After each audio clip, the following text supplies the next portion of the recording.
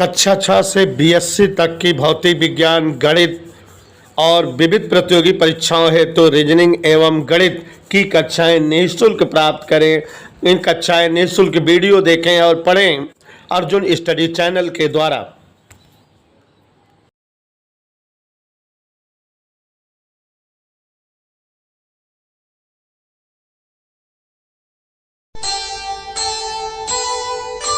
कर्म करे किस्मत बने, जीवन का यह मर्म प्राणी तेरे हाथ में, तेरा अपना कर्म, तेरा अपना।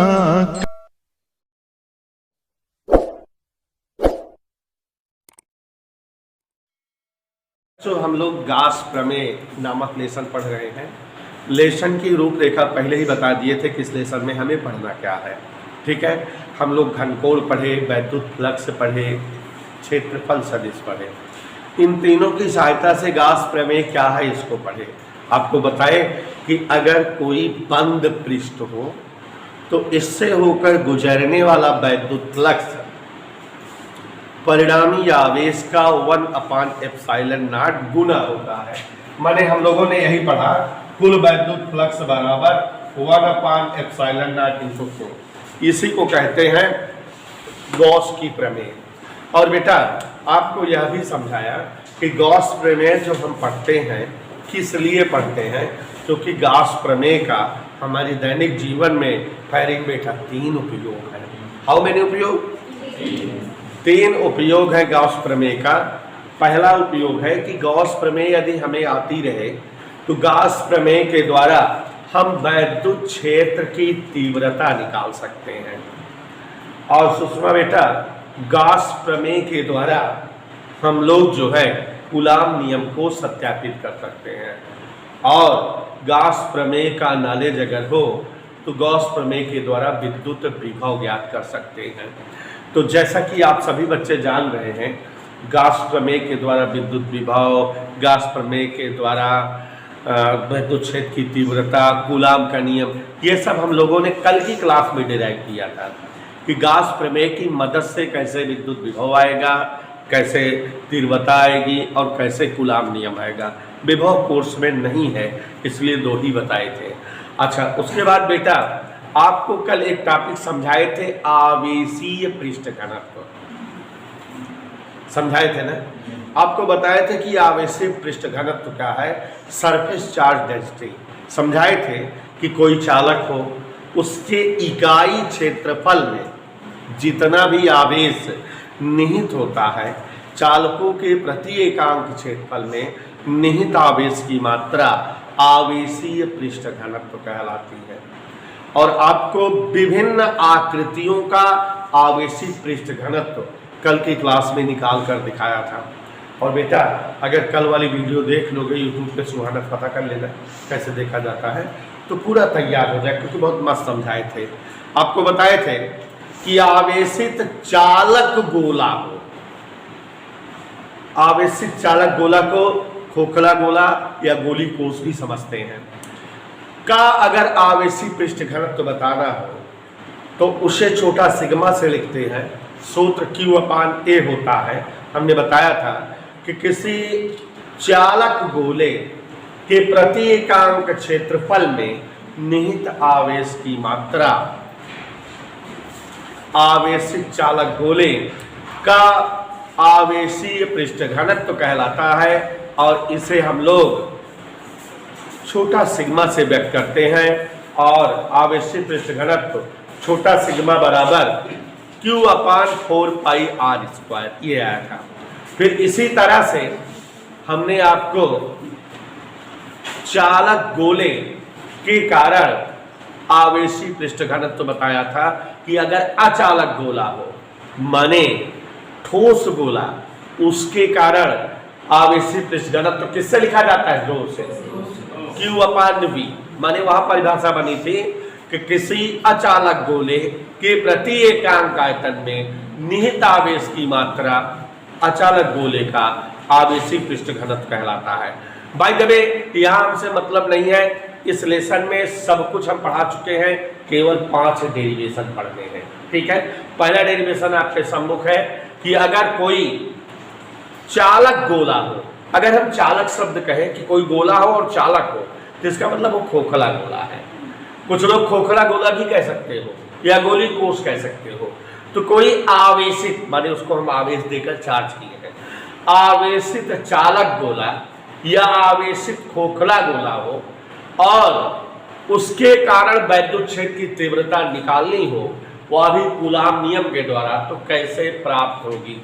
हेडिंग देख लीजिए, लिख दिए हुए हैं, गास प्रमेय के द्वारा आवेशित गोली चालक, देखो ब्रैकेट लिखे हैं कि गोली कोष का हो या खोखला गोला का हो, के कारण उत्पन्न वैद्युत क्षेत्र की तीव्रता। ठीक है, तो अपने पास क्या है, एक खोखला गोला और वो क्या हो गया है, आवेशित। आवेशित खोखले गोले को आवेशित चालक गोला भी कहा जाता है। और जब ये आवेशित है, इस पर आवेश आ गया है, तो इसके चारों तरफ क्या बन गया होगा बेटा, वैद्युत क्षेत्र। और उसी वैद्युत क्षेत्र को हमें पता करना है या ज्ञात करना है कि वैद्युत क्षेत्र कितना है। तो आवेशित चालक गोले या आवेशित गोली चालक के कारण वैद्युत क्षेत्र की तीव्रता ज्ञात करनी है।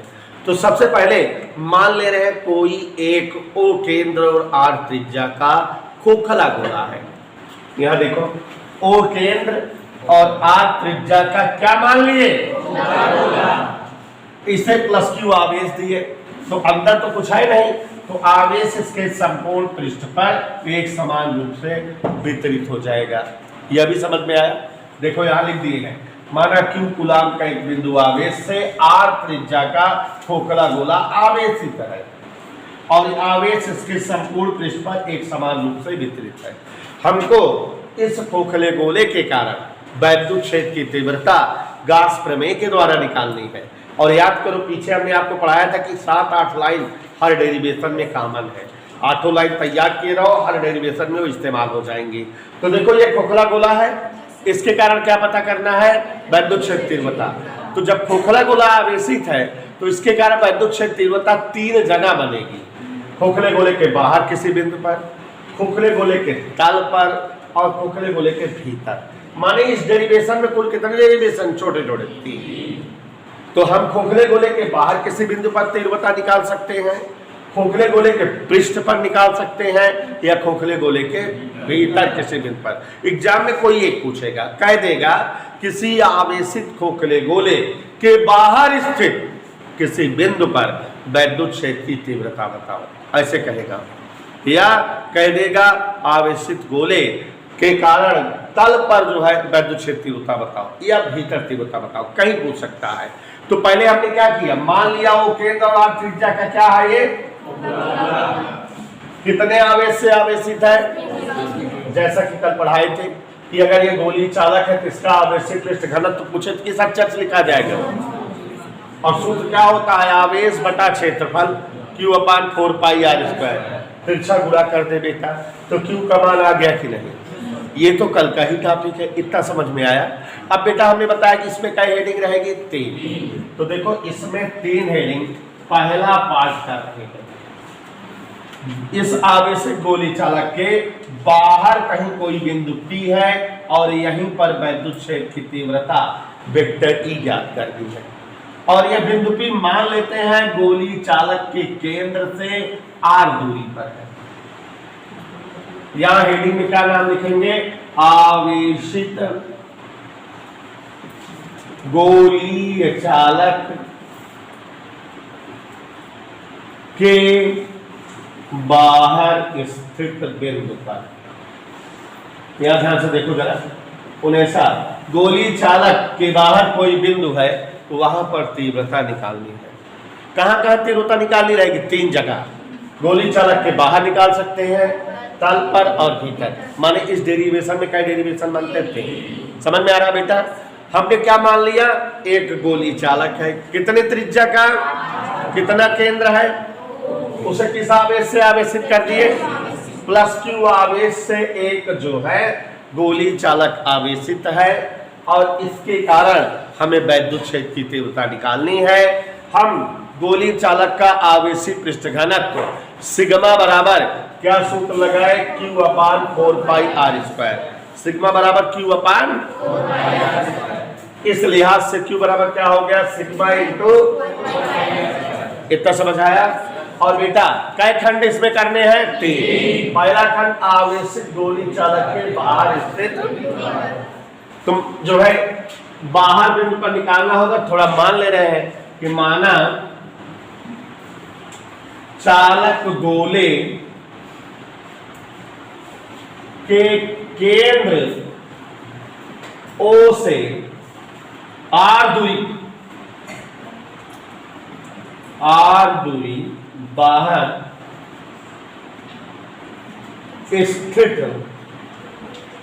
बिंदु P पर, R दूरी बाहर स्थित बिंदु P पर वैद्युत क्षेत्र की तीव्रता प्राप्त करनी है। इतना समझ में आया बच्चों? सूक्ष्म दिख रहा है बेटा? यहां गोले के केंद्र से R दूरी बाहर कहीं कोई बिंदु P है और यहीं पर वैद्युत क्षेत्र की तीव्रता पता लगानी है। हमको तल पे भी निकालना हो सकता है, भीतर भी निकालना हो सकता है। इस डेरिवेशन में 3 डेरिवेशन आए, तो पहला डेरिवेशन आपके सम्मुख करते हैं। अब हमारा टॉपिक शुरू हो गया कल से। आपको याद करो इस चैप्टर पढ़ाए हैं कि जहां पर तीव्रता निकालनी हो और गाउस प्रमेय के द्वारा निकालनी हो, माने गाउस प्रमेय का प्रयोग करना हो, तो तुरंत वहां क्या खींच लेते हैं, गाउसियन पृष्ठ। उस बिंदु से गुजरता हुआ क्या खींच लेते हैं, और उसी पृष्ठ के लिए क्या करते हैं, गाउस प्रमेय लगा देते हैं। तो देखो बिंदु P से गुजरता हुआ एक क्या खींच दिए बेटा, बिंदु P से गुजरता हुआ एक गाउसियन पृष्ठ। सुहाना बेटा कोई दिक्कत? कहां से गुजरता हुआ, कहो तो लिख दे। बिंदु P से गुजरता हुआ एक गाउसियन पृष्ठ खींचा। इधर क्लियर बेटा? कहां से गुजरता हुआ, बिंदु P से होकर गुजरने वाला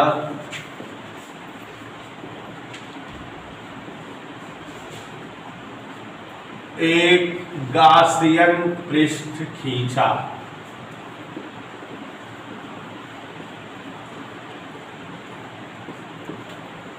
इधर क्लियर? P से गुजरने वाला एक गाउसियन पृष्ठ खींचा, और ये जो P से गुजरने वाला गाउसियन पृष्ठ है, इसके लिए क्या लगाएंगे, गाउस प्रमेय। गाउस प्रमेय क्या बताती है, वैद्युत फ्लक्स का मान। आपको पढ़ा चुके हैं, कल भी डेरिवेशन किए थे। गाउस प्रमेय से क्या पता चलता है, वैद्युत फ्लक्स। तो इस पृष्ठ से गुजरने वाला वैद्युत फ्लक्स गाउस प्रमेय के अनुसार इतना होगा कि नहीं, लगाए। और कई लाइन याद है, 8। देखो अभी 8 इस्तेमाल होगी। इसलिए इस पृष्ठ से संबद्ध वैद्युत फ्लक्स गाउस प्रमेय कैसे बताती है, फाई बराबर 1/ε0 कितना समझ में आया? और बेटा फाई का मान, फाई मतलब क्या है, ये फाई संपूर्ण पृष्ठ का फ्लक्स है, और इसका वैल्यू आपको बताए हैं कि छोटे से पृष्ठ के फ्लक्स का समाकलन होता है, यही बताए हैं। तो इसकी जगह ये लिख देंगे, ये सब हम 2 बार पढ़ा चुके हैं। फाई की जगह क्लोज्ड इंटीग्रेशन डी फाई। बेटा थोड़ा मैथ है, बायो वाले बच्चों को दिक्कत होती है, इसलिए मैंने सेट करके 8 लाइन ऐसा इजाद किया है कि जो हर डेरिवेशन काम आ जाए, और 8-9 बार अगर आप प्रैक्टिस कर लोगे याद हो जाएंगी। क्लोज इंटीग्रेशन डी फाई बराबर, ये ऐसे लिखा रहने दिए 1/ε0। फिर उसके बाद आपको बताएं कि डी फाई क्या है। डी फाई वैद्युत फ्लक्स अल्प पृष्ठ का, वैद्युत फ्लक्स की परिभाषा और सूत्र बताए हैं। वैद्युत क्षेत्र की तीव्रता और क्षेत्रफल सदिश का अदिश गुणनफल, यही तो बताया बेटा। तो डी फाई की जगह क्या लिखना सिखाए हैं, वेक्टर ई डॉट। तो अब यहाँ देखो close integration vector E dot D A बराबर 1/ε0। और आगे देखो जरा, vector E dot D A, इसकी वैल्यू आपको पढ़ाए हुए हैं, vector A dot vector B बराबर ए बी cos थीटा। यहाँ ई और डी ए एक ही दिशा में है, तो ई डॉट डी ए बराबर E D A cos 0 degree. बताए हुए हैं कि ई और डी ए एक ही दिशा में है, इसलिए ई और डी ए का जब डॉट गुणा करते हैं, ये वेक्टर वाला हमने इस चैप्टर में पढ़ाया आपको, जबकि कक्षा 11 में आप वेक्टर पढ़े थे। Vector E dot vector D A बराबर ई डी ए cos 0। उधर वाला वैसे लिखा रह गया 1/ε0 और आगे वाली लाइन से देखो ई बाहर आ गया, closed integration D A cos 0 का मान 1 होता है 1/ε0 सुना बेटा, समझ आ रहा है? अगली लाइन से e into close integration D A, देखो डी ए क्या है, अल्प पृष्ठ का क्षेत्रफल, इंटीग्रेशन की है तो माने पूरे पृष्ठ का क्षेत्रफल, पूरे गोली पृष्ठ का क्षेत्रफल, कैपिटल ए लिखते 1/ε0 अगली लाइन से देखो e बार ए मतलब इस संपूर्ण गोली पृष्ठ का क्षेत्रफल 4πr², और e बराबर अगर जाने तो ये पूरा नीचे 1/4πε0 इतना समझ आया कि नहीं? सुहाना बेटा, यही 8 लाइन हमने बताया है हर डेरिवेशन में इस्तेमाल होगी 10-12 जगह। गिनो 8 लाइन है कि नहीं? 1 2 3 4 5 6 7 8 लाइन याद कर डालो, चाहे हम समझाएं, 2 बार समझा चुके, 2 जगह डेरिवेशन में इस्तेमाल हो चुका, 10-12 जगह इस्तेमाल होगी बेटा। 8 लाइन रट डालो, अगर बायो वाले बच्चे होना समझ आ रहा हो रट लो, क्योंकि ये 10-12 डेरिवेशन में काम आएंगी 8 लाइन। ठीक है? और हमने कल आपको बताया था कि गॉस प्रमेय के द्वारा वैद्युत क्षेत्र की तीव्रता अलग अलग आकृतियों के कारण जब निकालेंगे तो बेटा ये 8 लाइन का प्रयोग होगा, और यही जो है कल जो आवश्यक पृष्ठ घनत्व निकलवाए थे इसका प्रयोग होगा, दोनों मिला दो कि डेरिवेशन हो जाएगा। यहाँ तक समझ आया? और आगे देखो 8 लाइन इस्तेमाल हुई है कि नहीं? वही है कि कुछ परिवर्तन है इनमें, एकदम हुबहू है भाई ने। आगे देखो हिंडोला, E बराबर 1/4πε0, Q का मान आया है, क्या आया है? सिग्मा इंटू 4π कैपिटल R का स्क्वायर नीचे स्मॉल r स्क्वायर। 4π से 4π कट गया क्या?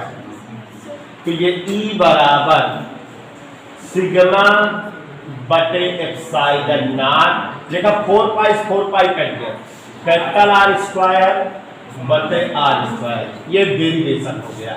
ये किसी आवेशित गोली चालक के कारण चालक के बाहर स्थित किसी बिंदु पर वैद्युत क्षेत्र की तीव्रता का व्यंजक आ गया। बेटा ये डेरिवेशन कोरोना की वजह से 2 साल कोरोना चला था, तो कोरोना में 30% कोर्स कम हुआ था, ये डेरिवेशन 2 साल हट गया था और इस वजह से बोर्ड परीक्षा में नहीं आया था। ऐसा मेरा अनुमान है कि इस बार तो कोर्स में है तो ये टॉपिक आ सकता है। एक बार हम फिर अपनी बात दोहरा रहे हैं, गॉस प्रमेय का अनुप्रयोग, माने गॉस प्रमेय हम क्यों पढ़ रहे हैं, इसका इस्तेमाल क्या है। देयर आर 3 उपयोग ऑफ गॉस प्रमेय। गॉस प्रमेय के कुल 3 उपयोग हैं। गॉस प्रमेय के द्वारा वैद्युत क्षेत्र की तीव्रता ज्ञात की जाती है, गॉस प्रमेय के द्वारा विद्युत विभव ज्ञात किया जाता है, गॉस प्रमेय के द्वारा कूलाम नियम का सत्यापन होता है। तो ये जो पहला उपयोग है इसी का विस्तार पूर्वक उपयोग है, माने गॉस प्रमेय के द्वारा वैद्युत क्षेत्र की तीव्रता जो निकाली जाती है वो अलग अलग आकृतियों के कारण निकाली जाती है। कभी खोखले गोले के लिए निकाली जाती है, कभी ठोस गोले के लिए, कभी किसी तार के लिए, कभी किसी प्लेट के लिए, माने कुल 5-6 आकृतियों के लिए वैद्युत क्षेत्र की तीव्रता गॉस प्रमेय से ज्ञात करते हैं और इस प्रकार 5-6 डेरिवेशन हो जाते हैं। बात समझ में आई?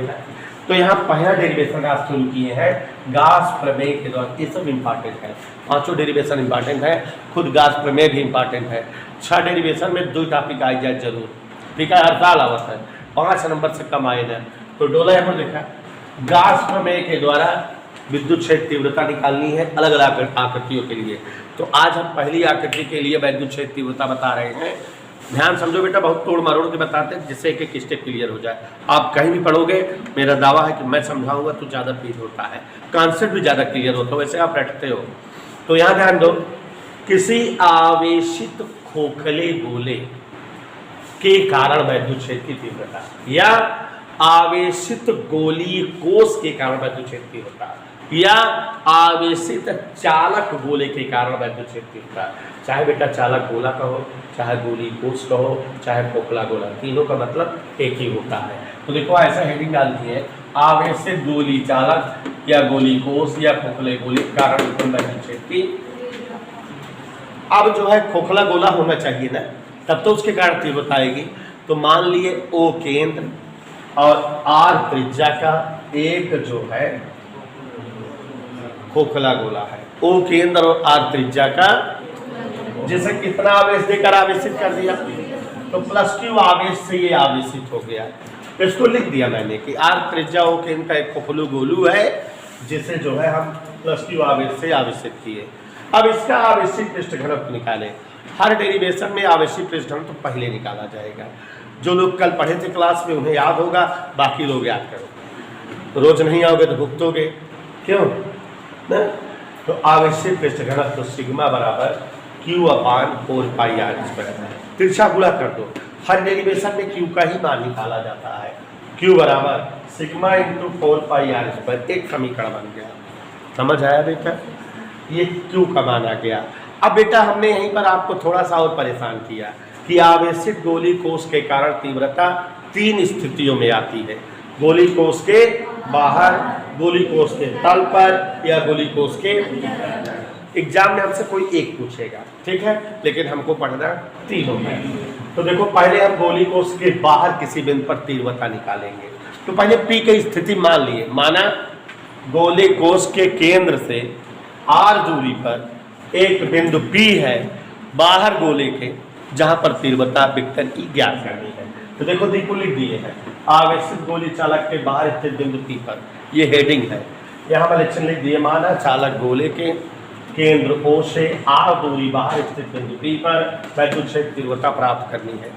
गाउस प्रमेय से बेटा जब तीव्रता प्राप्त करनी होती है तो हर डेरिवेशन में याद रखो, वहां से गुजरता हुआ एक गोला बनाते हैं, माने गाउसियन पृष्ठ बनाते हैं। तो देखो P से गुजरने वाला क्या बना दिए, और वहां कौन सी प्रमेय लगाएंगे, गाउस प्रमेय। ये 8 लाइन हर जगह लिखी जाती है, वो हर जगह हम बताते हैं, इससे ज्यादा बेहतर है याद कर डालो। कैसे?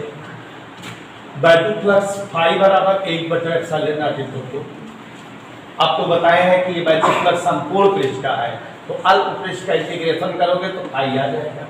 तो इसकी जगह पे इंटीग्रेशन डी फाई लिखे, डी फाई की value vector E dot D ए होती है। ई डॉट डी ए का मतलब ई डी ए का 0 का 0 माने ई बाहर आ गया, इंटीग्रेशन डी ए माने संपूर्ण, संपूर्ण माने संपूर्ण गाउसियन पृष्ठ का क्षेत्रफल। गाउसियन पृष्ठ गोलाकार है, इसलिए इसका क्षेत्रफल कक्षा 10 में गणित में गोले का क्षेत्रफल का सूत्र पढ़े हो, 4πr²। और इस तरह साथियों एक जगह क्या लिख दिए हम, 4πr²। और आप देख रहे हो कि ये सब नीचे आ गया, P बराबर 1/4πr²। Q का मान रख दिए जो समीकरण 1 में आया था, तो सिग्मा × 4π × सिग्मा बटे 4π से 4π कट गया, सिग्मा बटे ε0r²/r²। ये डेरिवेशन हो गया। सुहाना बेटा वही 8 लाइन तो इस्तेमाल हुई है, कठिन तो नहीं है। अब यही 8 लाइन फिर आगे भी इस्तेमाल होंगी, आगे किसी भी आकृति में निकालेंगे, तो ये आप ये लाइनें रट डालो, हर जगह प्रयोग होंगी। गोलीय चालक, आवेशित गोली चालक के तल पर स्थित बिंदु पर तीव्रता ज्ञात करना। तो देखो आवेशित गोली चालक के तल पर स्थित बिंदु पर तीव्रता, मान लेते हैं चालक गोले के केंद्र, चालक गोले के तल पर मान ले रहे हैं, चालक गोले के तल पर कोई बिंदु P है और जहां वैद्युत क्षेत्र की तीव्रता पता करनी है। इधर क्लियर? तो यहां बेटा माना चालक गोले के तल पर, तल माने पृष्ठ, तल पर स्थित बिंदु P पर वैद्युत क्षेत्र की तीव्रता प्राप्त करनी है।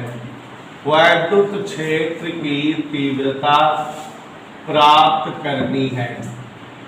इधर क्लियर बेटा? सोना बेटा कोई दिक्कत? देखो ये चित्र बना दिए, यहाँ कोई बिंदु P बना दिए और यहाँ पर तीव्रता वेक्टर E है, इसे निकालना है। अभी अभी हमने गोली चालक के बाहर स्थित बिंदु पर तीव्रता का व्यंजक क्या लाया था? E बराबर sigma upon epsilon not capital R square बटे स्मॉल r स्क्वायर, यही लाया था नहीं? क्योंकि गोलीय चालक के बाहर स्थित बिंदु P हेतु तीव्रता का व्यंजक क्या आया था हमेशा? Sigma upon epsilon not R square बटे R स्क्वायर। क्योंकि बिंदु P कहां पर है? बिंदु P तल पर है, इसलिए स्मॉल r की वैल्यू देखो इधर, जैसे ये यहां पर जब P था तो ये दूरी r माने थे कि नहीं? अब ये दूरी r माने है, तो ये r और ये r दोनों बराबर है कि नहीं? क्योंकि वृत्त की त्रिज्याएं हैं, गोले की त्रिज्या बराबर होती है कि नहीं? तो जब ये बिंदु P वहां ना होकर यहां होगा तो स्मॉल r किसके बराबर होगा? तो इसी डेरिवेशन में जहां स्मॉल r वहां क्या रखते हैं? तो E बराबर sigma upon epsilon not r square बटे r स्क्वायर कट के E बराबर सिग्मा अपान एप्सिलॉन नॉट, ये डेरिवेशन हो गया। इजी डेरिवेशन है कि नहीं? और बेटा तीसरा खंड है कि गोली चालक के भीतर स्थित बिंदु पर तीव्रता निकालना। तो जब गोली चालक के भीतर स्थित बिंदु पर तीव्रता निकालेंगे तो भीतर कोई आवेश नहीं है, तो यहाँ कोई फ्लक्स नहीं मिलेगा, माने फ्लक्स जीरो रहेगा, और जब फ्लक्स जीरो रहेगा तो तीव्रता भी जीरो आएगी। तो गोली चालक के बाहर तीव्रता मिलती है, तल पर तीव्रता मिलती है, बाहर तीव्रता इतनी मिलती है, तल पर तीव्रता इतनी मिलती है, और भीतर जीरो। तो भीतर वाला भी डेरिवेशन करा दे रहे हैं, इसको नोट